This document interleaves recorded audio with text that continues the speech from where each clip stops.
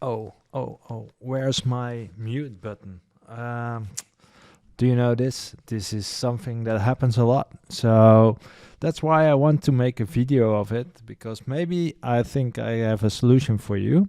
And the solution is pretty simple. So I'm going to go to my browser now. And as you can see, I have a call here with Debbie, and I'm in the corner. As usual, I'm using the browser. So what you can do is click on this and it will mute.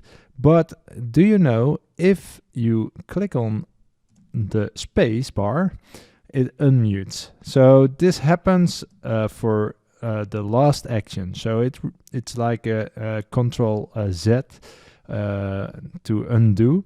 And this works not only for mute, it also works for your camera. You first need to click, of course, but then you can use the space bar for that.